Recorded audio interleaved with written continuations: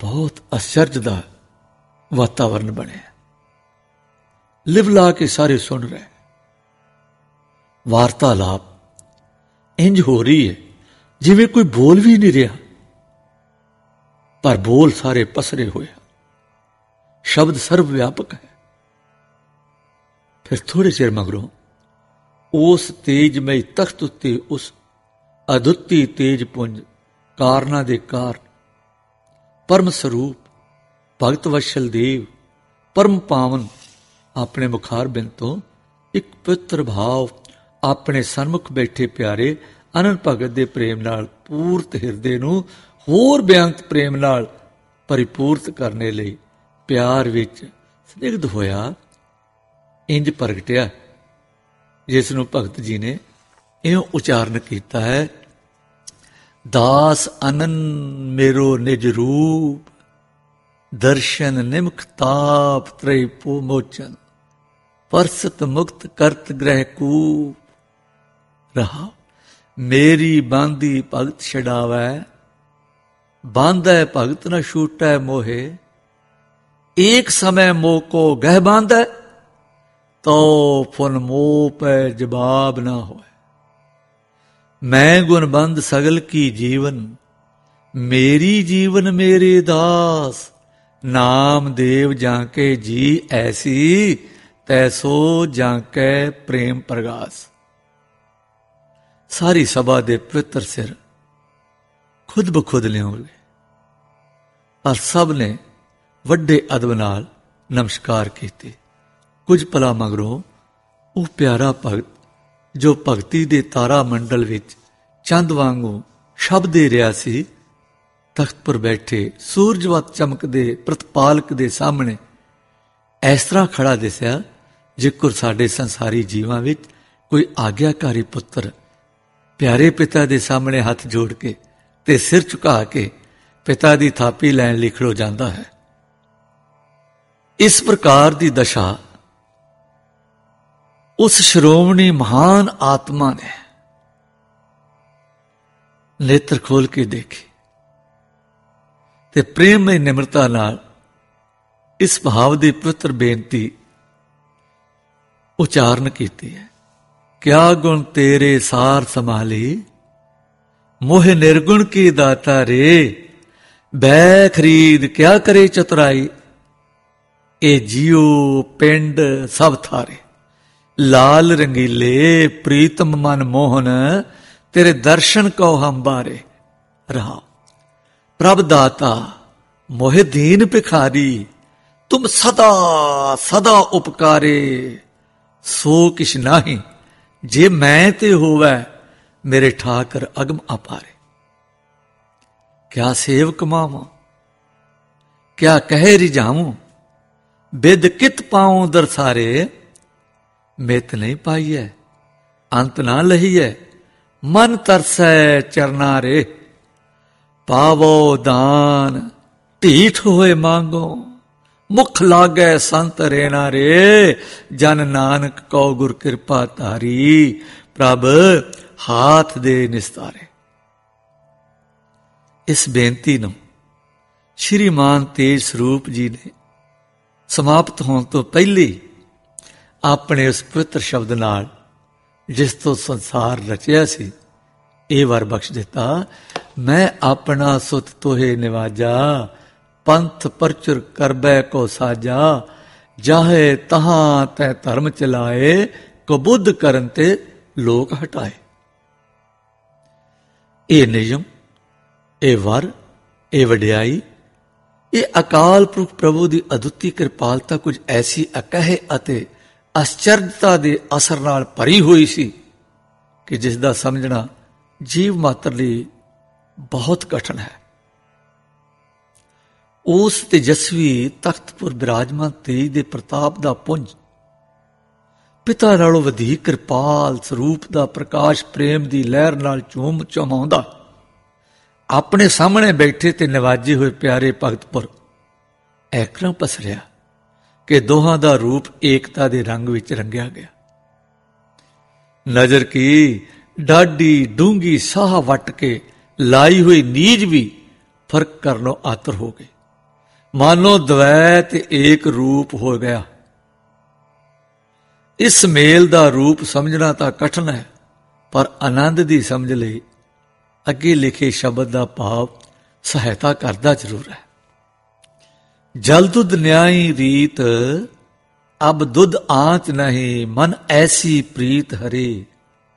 अब उर्जु अल कमलै बासन माहे मगन, एक खिन भी नाहे टरे।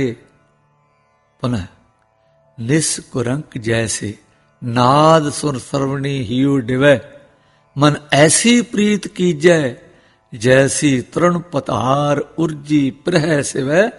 ए मन लालै दीजै, भोग करीजै। हब खुशियां रंग माणे, फिर अपना पाया रंग लाल बनाया। अत मिलियो मित्र चराणे। इस आश्चर्य प्राप्ति ਜਾਂ ਮੇਲ अथवा आत्म रस ਜਾਂ ब्रह्मानंद की अद्भुत दशा विच जो माई री पेख रही बिस्माद, अनहद धुनी मेरा मन मोहियो, अचरज तां के स्वाद। ऐसे भाव नूं दसदी है। उस अनन अदुੱਤੀ किरपा पात्र दे पवित्र ते दैवी मुखार बिंद ने फिर भी बेनती ही की, जिस तो कि इस मेल दे सिੱਟੇ ਦਾ कुछ पता लगा कि एकता तो सी, पर कुछ डाढी आश्चर्य जही सी। वो बेनती जो महापुरख ने की इंज सी, पंथ चलै तब जगत में, जब तुम करो सहाय।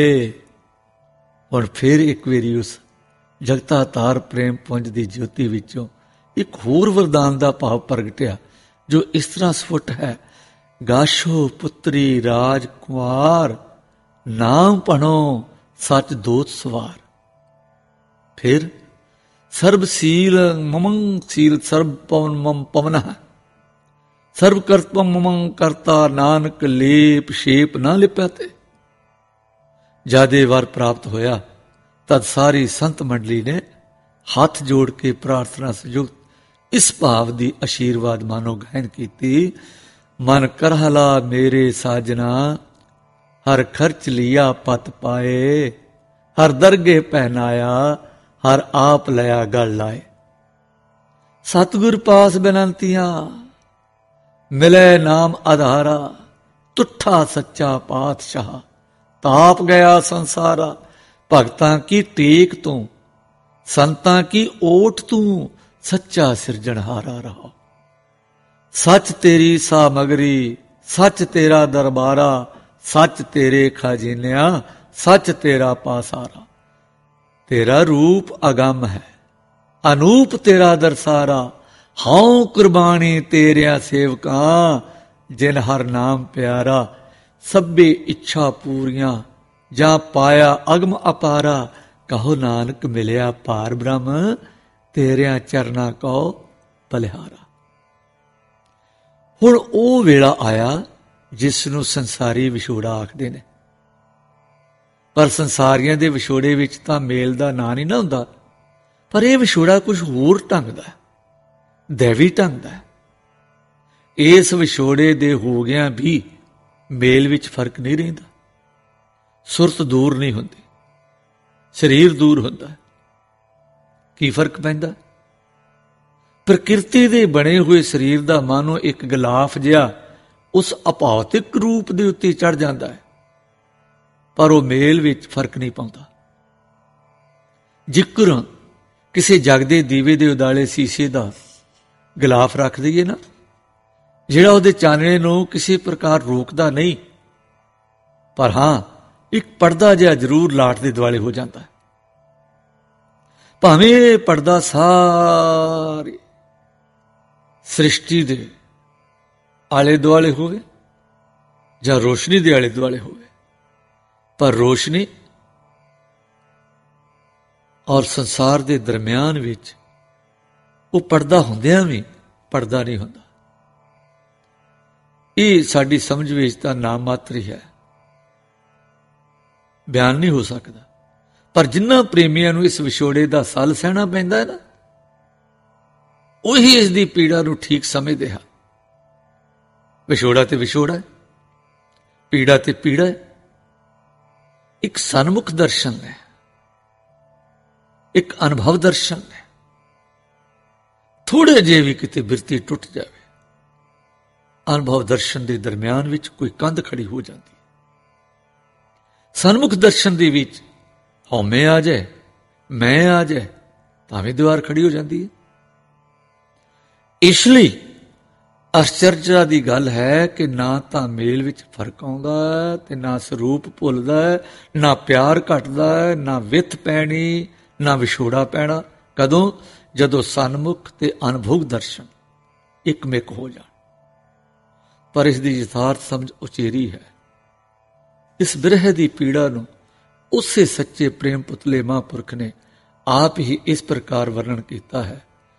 ਤਿਨ ਪ੍ਰਭ ਜਬ ਆਏ ਸਮੋਹ ਦਿਆ, ਤਬ ਹਮ ਜਨਮ ਕਲੂ ਮੈਂ ਲਿਆ। ਚੇਤਨਾ भयो हमरो आवन कह, चुभी रही श्रुत प्रभ चरणन में।